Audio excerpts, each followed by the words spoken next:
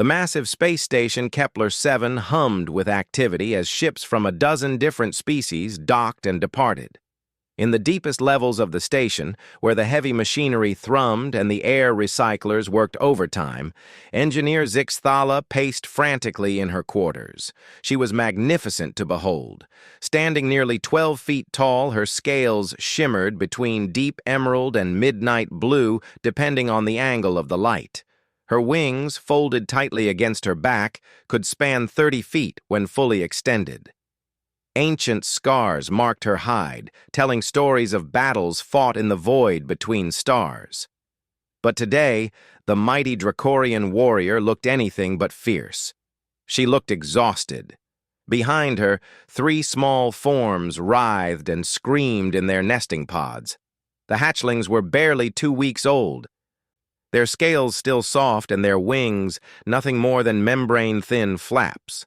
But their voices could shatter crystal, and they had been screaming for 6 straight days. Zixthala had tried everything. She sang the ancient Dracorian lullabies her own mother had crooned to her centuries ago. She adjusted the temperature of their nesting chamber 17 times.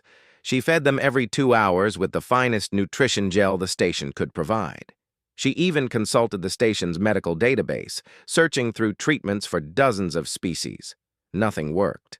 The medical officer, a spindly Zenthari named Dr. Quillex, had examined the hatchlings 3 times. His 4 eyes blinked in sequence as he delivered the same frustrating diagnosis each time. "There is nothing physically wrong with your offspring," he said in his clicking, insect-like voice. "All scans show perfect health. Their vocal cords are developing normally. Their neural activity suggests standard hatchling behavior patterns." But this wasn't standard. Zixthala had raised 5 broods before these 3. She knew the difference between normal hatchling fussiness and this constant, nerve-shredding screaming. Her previous offspring had settled into feeding and sleeping patterns within days. These 3 seemed determined to vocalize their displeasure with existence itself. The sound was affecting more than just Zixthala. The other residents of Level 7 had filed 14 noise complaints. The crystalline monks from Sector 12 claimed the vibrations were disrupting their meditation cycles. Even the thick-skinned Ogron laborers were wearing sound dampeners when they worked near her quarters.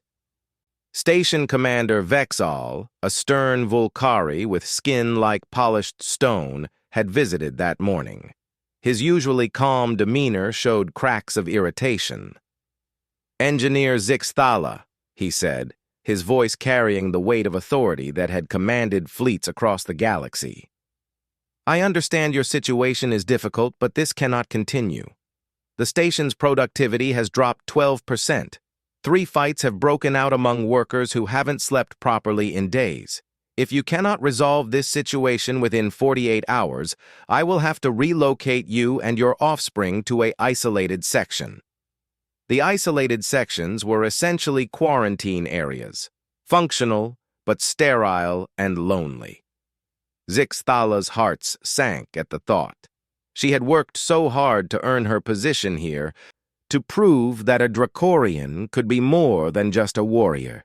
She was one of the finest engineers in this sector of space, capable of fixing anything from antimatter containment systems to quantum communications arrays. But apparently she couldn't figure out how to calm 3 tiny hatchlings. As if summoned by her thoughts, the screaming intensified. Zixthala's acute hearing picked up the subtle differences in each cry. Kextar, the eldest by 3 minutes, had a higher pitch that seemed to cut directly through the skull. Nixla, the only female, produced a rhythmic wailing that created harmonic resonances in the metal walls. Little Zorthek, the smallest, had developed a stuttering shriek that came in bursts of 3.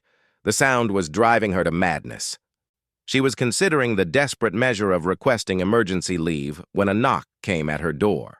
Not the harsh buzzing of an official summons, but a polite, measured rapping. She activated the door controls, expecting to see another annoyed neighbor.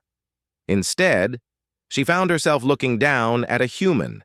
He was unremarkably sized for his species, perhaps 6 feet tall with brown hair that needed cutting and clothing that had seen better days. His skin bore the permanent stains that marked him as someone who worked with his hands, machinery grease under his fingernails. A tool belt hung around his waist, loaded with instruments she didn't recognize. Most surprisingly, he didn't seem bothered by the screaming that was currently reaching a new crescendo behind her. "Excuse me," he said, his voice calm despite having to speak over the noise. "I'm Jake Morrison, from the Mechanical Division. I work on Level 3, but I've been hearing about your situation." Zixthala's first instinct was to tell him to leave. What could a human possibly know about Dracorian hatchlings? His species was barely past their first century of space travel. They were adequate mechanics, she supposed, but they had no real experience with non-human biology. But desperation made her pause. "You have experience with offspring care?" she asked. Jake's mouth curved in what she had learned was called a smile. "I have 6 nieces and nephews back on Earth. I've spent more nights than I can count trying to figure out why babies cry. May I?" He gestured toward her quarters. Every rational part of her mind said this was foolish. But those same rational parts had failed her for 6 days running. She stepped aside. Jake entered her quarters and looked around with the systematic gaze of someone used to diagnosing problems. He noted the temperature readings, the humidity levels, the soft lighting she had carefully calibrated.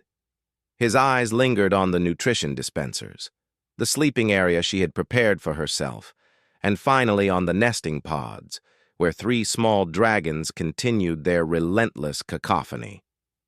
"May I approach them?" he asked.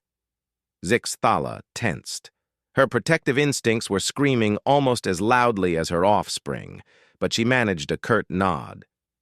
Jake moved slowly toward the nesting area. As he got closer, something strange happened. The pitch of the crying changed slightly. Not quieter exactly, but different. Kextar's sharp wail became more of a warble. Nixala's rhythmic crying shifted tempo. Zorthek's stuttering shrieks smoothed into a more continuous sound. Jake stopped 3 feet from the nesting pods and simply stood there, listening. His head tilted slightly to one side like a bird trying to identify a distant call. After several minutes, he pulled out a small device from his tool belt and began making adjustments to it. "What are you doing?" Zixthala asked. "Just testing a theory," Jake replied without looking up from his device. "Tell me, what's the gravitational differential between here and your home world?" The question caught her off guard. "Standard station gravity is 0.87 g. Dracoria Prime is 1.32 g. Why? And the magnetic field strength? I don't understand the relevance." Jake looked up from his device. "Humor me. Please." Zixthala accessed the station's database through her personal interface. Dracoria Prime has a magnetic field strength of approximately 42,000 nanotesla. Kepler-7's artificial field is maintained at 28,000 nanotesla. Jake made more adjustments to his device. And sound travels differently here too. The atmospheric composition is optimized for multiple species, so the density is lower than your homeworld's atmosphere. I fail to see how any of this relates to my hatchling's distress. Jake held up a finger, asking for patience. He activated his device, and a low humming filled the air. It was barely audible, felt more than heard. Immediately, the screaming changed again. This time, it was definitely quieter. "What is that?" Zixthala demanded. "Magnetic field generator," Jake explained, still fine-tuning the device. "Combined with a subsonic frequency generator.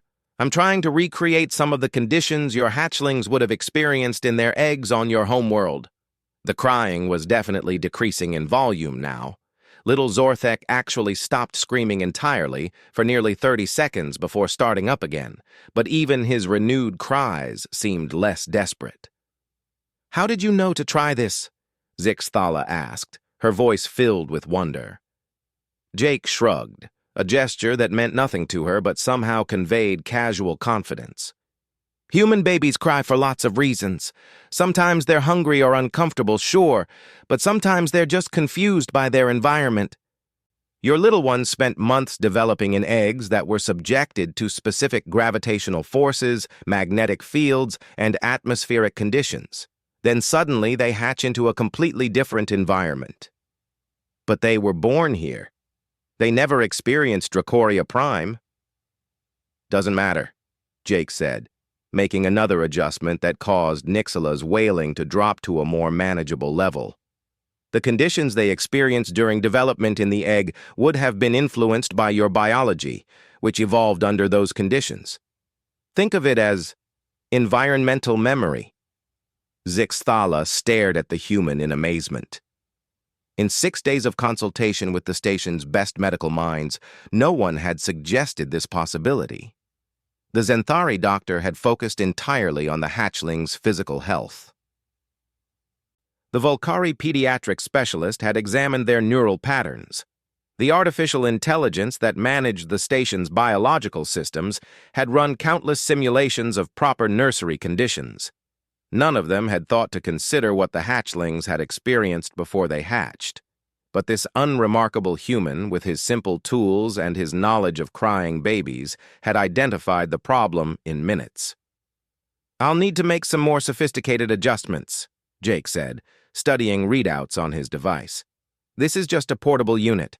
To really solve the problem, I'd need to modify your quarter's environmental systems.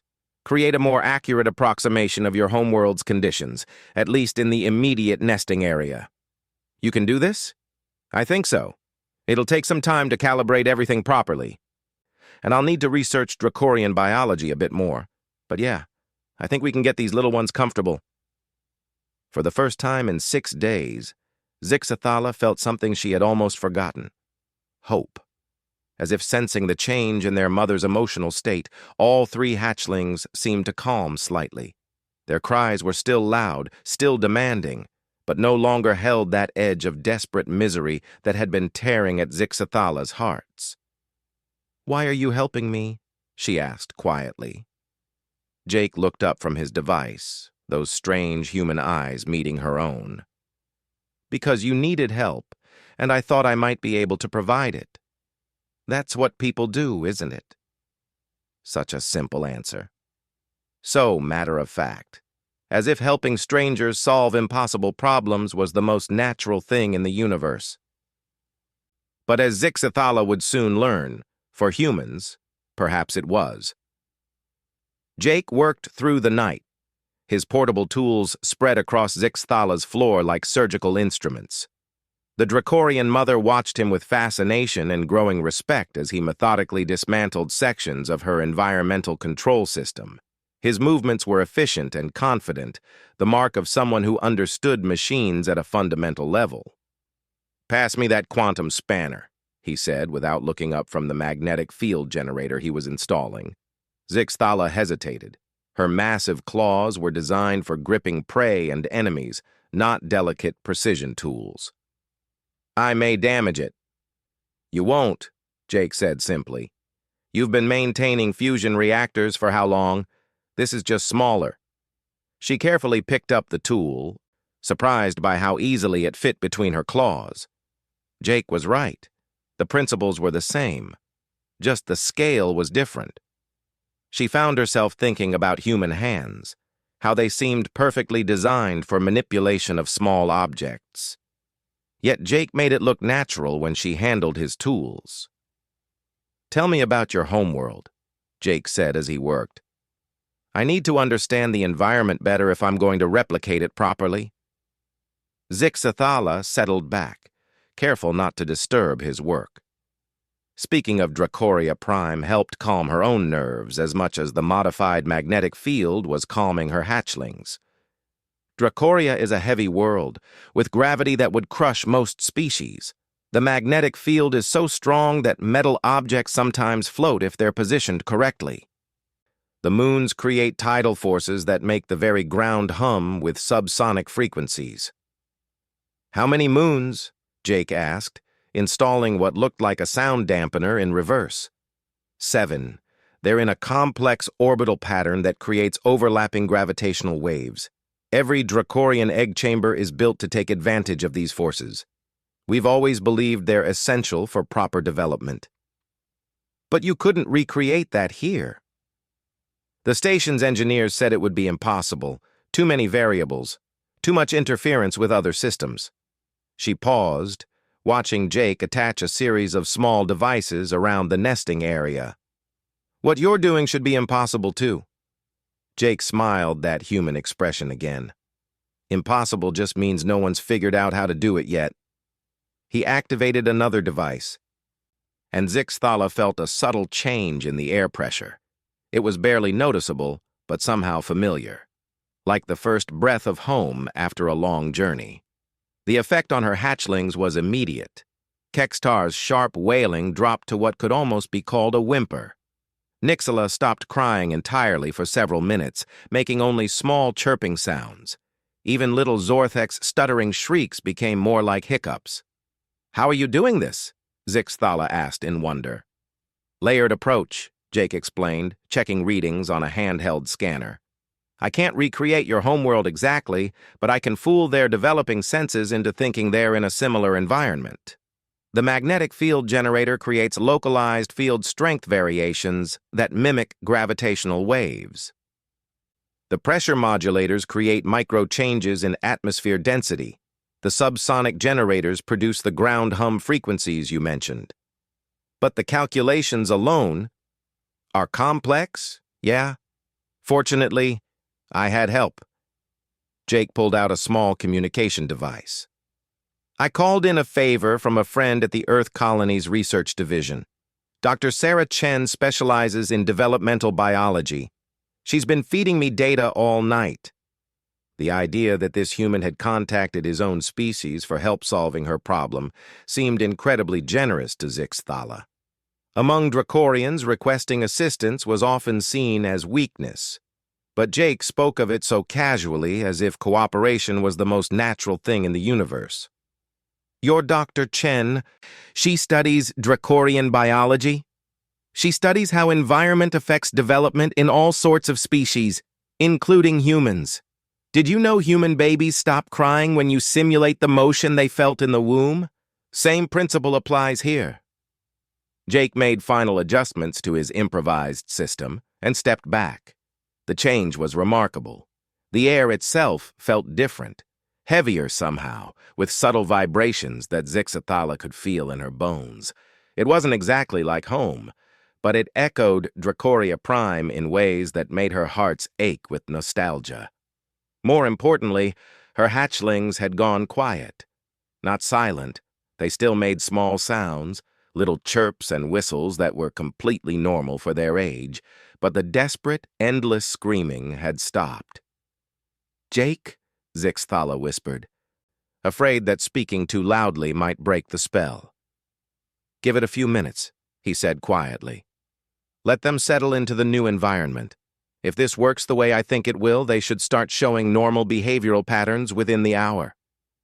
They waited in companionable silence, watching the 3 small dragons in their nesting pods. Gradually, the hatchlings began to move differently. Instead of the frantic thrashing that had accompanied their cries, they started to curl into comfortable positions. Nixala actually closed her eyes, something Zixthala hadn't seen her do except in brief, exhausted moments. "How did you know?" Zixthala asked. "How did you see what all those medical professionals missed?" Jake sat down on the floor, looking tired but satisfied. "Maybe because I'm not a medical professional. Sometimes being an outsider gives you a different perspective. That seems insufficient. The Zenthari have been studying developmental biology for thousands of years. The Volcari artificial intelligence had access to more data than your entire species has collected. But they were looking at your hatchlings as biological systems with problems to diagnose and fix. I was thinking about them as babies who were uncomfortable." Jake rubbed his eyes. "My sister's youngest used to scream for hours every evening. Doctors couldn't find anything wrong, Then my mom figured out that she calmed down when you held her while standing next to the washing machine. The vibration reminded her of being in the womb. Such a simple solution. The best solutions usually are. Zixthala found herself studying this unremarkable human with new eyes. His clothes were still stained with grease, his hair still needed cutting. He would never be mistaken for a great scientist or a famous doctor, but he had solved in one night a problem that had baffled experts from multiple advanced civilizations. "I must pay you for this service," she said formally. Jake waved a hand dismissively. "Don't worry about it. I was happy to help." "No, you don't understand. Among my people, debt of this magnitude requires proper acknowledgement. You have saved my career, possibly my sanity. There must be compensation." "Really? It's fine." "It is not fine." Zixthala's voice carried the authority of someone used to commanding respect. "I am Engineer Zixthala, second class, of the Dracorian Engineering Corps. I have overseen the construction of 12 space stations and personally designed the quantum containment systems used in half the ships in this sector. I will not be indebted to you without proper recognition." Jake looked uncomfortable with her formal tone. "Look, if it makes you feel better, maybe you could teach me some of your engineering techniques. I've been curious about Dracorian fusion reactor designs." The suggestion struck Zixthala as so perfect that she wondered if Jake had planned it. Knowledge sharing was the most honored form of payment among her people. It created ongoing relationships rather than simple transactions. "Yes," she said immediately. "Yes, that would be most appropriate." Little Zorthek chose that moment to make a small, contented sound and curl up into a ball. All three hatchlings were now resting peacefully for the first time since their hatching. "I think it's working," Jake said softly.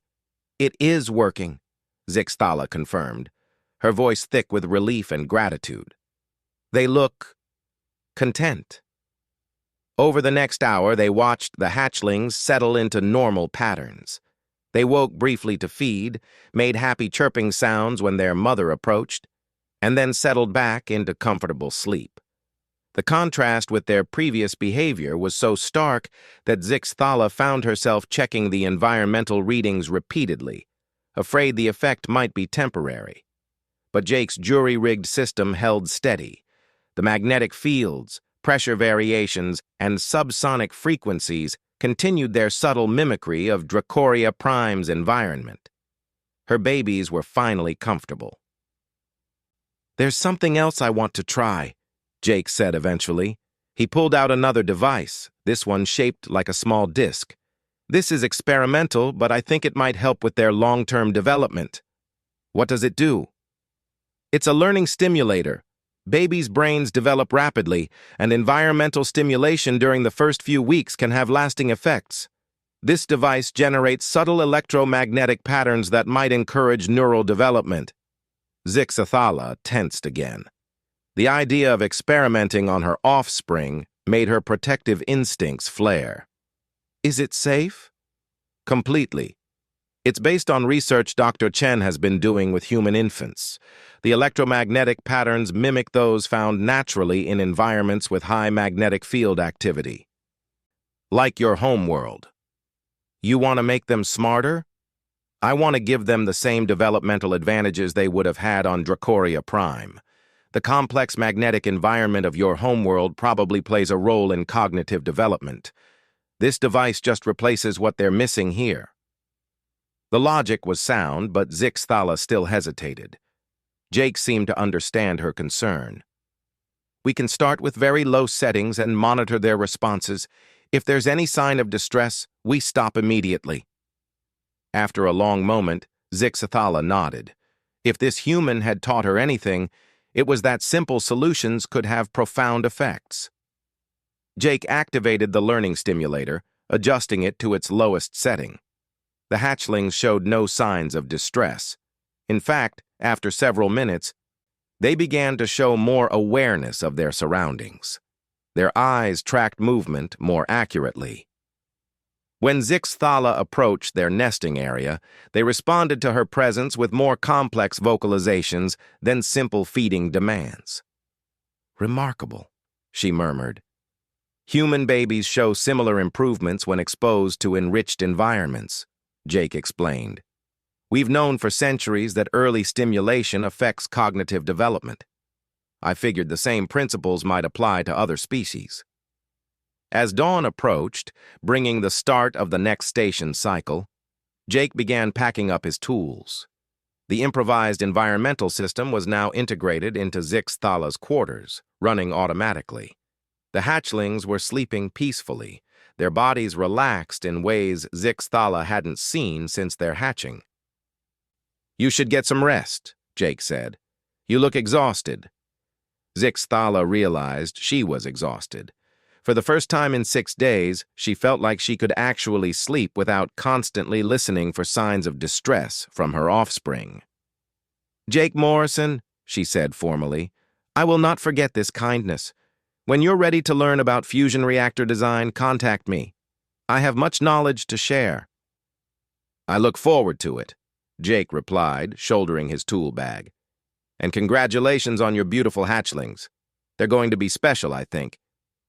As the door closed behind him, Zixthala found herself alone with her peacefully sleeping offspring for the first time since their hatching. The silence was profound, broken only by the soft hum of Jake's environmental system and the gentle breathing of 3 contented baby dragons. She settled into her own sleeping area, finally able to rest. As she drifted off to sleep, she thought about the human engineer who had solved the impossible. His species was young, barely out of their home system by Dracorian standards. They had no great scientific traditions, no ancient wisdom about child-rearing, but they had something else, something that had eluded the most advanced medical professionals in the galaxy. They had the simple wisdom to recognize that sometimes the solution to a complex problem was to remember what it felt like to be small and afraid and in need of comfort. It was a very human way of thinking, and perhaps, Zixthala mused as sleep finally claimed her, that was exactly what the galaxy needed. 3 weeks later, Zixthala stood in her quarters watching her hatchlings play, and she could hardly believe they were the same creatures who had screamed themselves hoarse for 6 straight days. Kexatar was attempting to fly, his small wings flapping frantically as he managed to hover for nearly 3 seconds before tumbling onto the soft padding Jake had suggested for the nesting area. Nixala had discovered the joy of chasing her own tail, spinning in circles until she made herself dizzy. Little Zorthek was methodically investigating every surface in reach, his tiny claws clicking as he explored texture and consistency with the focused attention of a born engineer. They were thriving in ways that surprised even Zixthala. The station's medical records showed that her hatchlings were developing faster than standard Dracorian norms. Their motor skills were advanced, their curiosity was remarkable, and most surprisingly, they were showing problem-solving abilities that typically didn't emerge for months. Dr. Quilex had examined them twice in the past week, his 4 eyes blinking in rapid sequence each time he reviewed the results. "Unprecedented cognitive development," he clicked in his insectoid way. "Neural pathway formation is occurring at approximately 140% of normal rates. Physical coordination is similarly advanced." When pressed for an explanation, the Zenthari doctor could only gesture helplessly at Jake's environmental system. "The human engineer's modifications appear to be providing optimal developmental conditions. I confess I do not understand the mechanisms involved." Word of Jake's success had spread throughout the station faster than a hull breach alarm. What had started as a simple noise complaint had become something of a legend. The human who could calm any crying baby, regardless of species. It started small. Ensign Vexka, a young Volcari couple expecting their first offspring, approached Jake nervously in the mess hall. "Engineer Morrison," the female had said, her stone-like features betraying unusual anxiety. "We have heard of your expertise with infant care. Our offspring is due soon, and we wondered if you might share your knowledge." Within days, Jake found himself consulting on nursery designs for half a dozen species, the crystalline monks, whose reproduction cycle was so rare that each new offspring was celebrated across their entire civilization, requested his input on meditation chamber acoustics for their developing young. The Ogron laborers, whose children were born in litters of 8 to 12, asked him to help design more efficient feeding systems. Most surprisingly, the station's artificial intelligence had approached him directly. Engineer Morrison, the AI's voice had resonated through the comm systems in Jake's workshop. "I am curious about your methods. My programming includes extensive databases on child development across 47 known species, yet I failed to identify the solution you discovered. How did you know to look beyond physiological factors?" Jake had paused in his work on a plasma coil alignment, considering his answer. "I didn't think about them as alien babies with alien problems. I thought about them as babies who needed comfort. The specifics of how to provide that comfort were just engineering problems." Fascinating. Your approach suggests that emotional understanding may be as valuable as technical knowledge in problem solving. I am incorporating this perspective into my diagnostic routines. The conversation had reminded Jake of something his grandmother used to say. "Sometimes the smartest thing you can do is remember how to be kind." Now, watching Zixathala's hatchlings explore their world with boundless energy and curiosity, Jake felt a deep satisfaction that had nothing to do with engineering achievements. These weren't just healthy babies. They were thriving in ways that might not have been possible without the environmental modifications he'd created. Zixthala herself had changed as much as her offspring. The exhausted, desperate mother Jake had first met was gone, replaced by a confident, energetic parent who seemed to take genuine joy in her children's antics. She had also become one of the most sought-after engineering consultants on the station, her Dracorian fusion reactor expertise suddenly in high demand as word spread about her association with the miracle worker human. "Jake," she called as he entered her quarters for their weekly lesson exchange. "Come see this." She gestured toward little Zorthek, who had apparently figured out how to operate one of Jake's simplified tools. The hatchling was using a small magnetic manipulator to arrange metal shavings in complex patterns, his concentration absolute.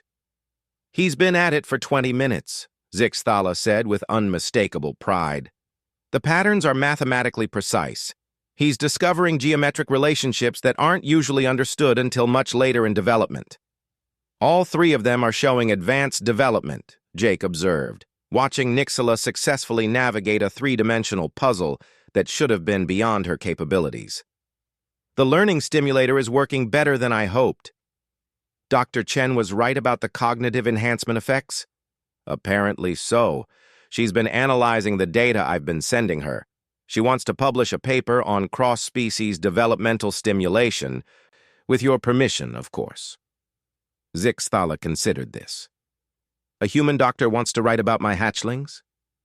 "About the principles involved. How environmental factors can optimize development across species barriers. It could help a lot of families." The concept seemed to please her. Yes, that would honor their contribution to knowledge. Jake settled into the chair Zixthala had installed specifically for him, a thoughtful gesture that accommodated human proportions in a space designed for creatures 3 times his size. Today's lesson was supposed to focus on antimatter containment protocols, but Jake found himself distracted by the larger implications of what they'd accomplished. "Zixthala," he said slowly, "can I ask you something that might sound strange?" "Of course. Before I helped with your hatchlings, what did you think about humans?" She paused, clearly choosing her words carefully. "I thought of your species as adequate, useful for basic tasks, but limited by your short lifespans and lack of experience, young and somewhat naive. And now?" A longer pause. "Now I think we may have been looking at the wrong measurements of worth." She activated a holographic display showing the detailed schematics of a Dracorian fusion reactor. But instead of beginning the lesson immediately, she continued her thought. The Zenthari pride themselves on their analytical minds. The Volcari believe their logical approach is superior. We Dracorians value experience and proven capability. But you solved a problem that baffled all of us using something none of our species seem to possess in the same degree, which is intuitive empathy.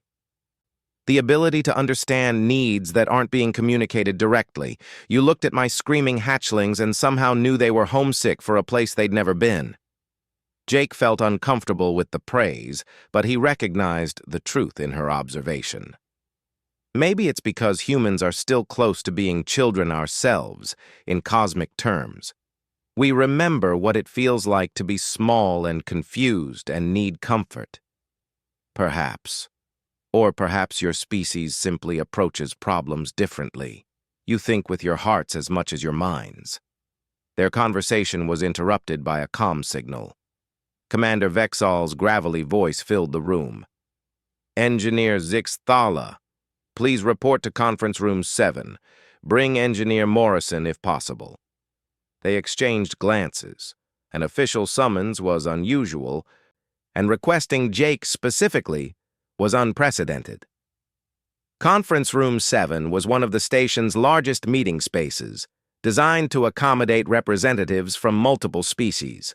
When they arrived, Jake was surprised to find it packed. Dr. Quilex was there, along with Dr. Chen, appearing via holographic projection from Earth Colony Research Station. The crystalline monks had sent a representative, their translucent form shimmering in the artificial light. Several Ogron parents sat in specially reinforced chairs. Even the station's AI had manifested a holographic avatar for the occasion. Commander Vexal stood at the head of the conference table, his stone-like features unusually animated. Colleagues, he began, we are here to discuss a phenomenon that has emerged on this station. In the past 3 weeks, we have seen remarkable improvements in infant development across 6 different species. The common factor in each case has been environmental modifications designed by Engineer Morrison. Jake felt heat rising in his face. Sir, I was just helping individual families with specific problems. You were revolutionizing our understanding of developmental biology, Dr. Chen interjected from her holographic projection. The data you've been sending us has implications that go far beyond individual cases. We're seeing evidence that optimal development requires environmental factors that standard medical protocols simply don't consider. Dr. Quilex's 4 eyes blinked in rapid sequence. The human engineer's approach has forced us to reconsider fundamental assumptions about infant care. His success rate is unprecedented. The crystalline monk's representative spoke in harmonious tones that seemed to resonate through the room itself. Among our people, Engineer Morrison's work will be remembered as the Great Awakening. Our newest offspring shows cognitive development that suggests capabilities we thought lost to our ancient past. Commander Vexal nodded gravely. The question before us is how to formalize this knowledge. How do we ensure that other stations, other families, can benefit from these discoveries? I propose the establishment of the Morrison Protocol, Dr. Chen said, a comprehensive approach to cross-species infant care that incorporates environmental optimization based on homeworld conditions, enriched sensory stimulation, and what we're calling empathetic engineering, problem-solving that prioritizes emotional and psychological needs alongside physical requirements. Jake looked around the room in amazement. You want to name it after me? You discovered it, Zixthala said firmly. Among my people, such achievements earn permanent honor. But I didn't discover anything new. I just applied basic human childcare principles to a different situation. Exactly, Commander Vexal said. And that represents a completely new approach to problem-solving that none of our species had considered. Your basic human principles may be revolutionary to the rest of the galaxy. The meeting continued for another hour, with representatives from various species sharing data on improved infant development rates since Jake's interventions began. The results were consistent across all species. Babies who received Morrison Protocol care showed enhanced cognitive development, improved physical coordination, and significantly reduced stress indicators. As they left the conference room, Jake found himself walking beside Zixathala in contemplative silence. "This feels surreal," he finally said. "A month ago, I was just a mechanic fixing air recyclers and plasma conduits." "You still are," Zixathala replied. "But now you're also something more. You're a reminder that wisdom doesn't always come from age or advanced technology. Sometimes it comes from understanding that the most sophisticated beings in the galaxy still need the same basic things: comfort, security, and the knowledge that someone cares about their well-being." They paused outside her quarters, where the sounds of happy, healthy hatchlings could be heard through the door. Kextar was apparently trying to sing, his young voice warbling through what might have been a Dracorian lullaby. Nixala was chattering to herself in the complex clicks and whistles that indicated advanced linguistic development.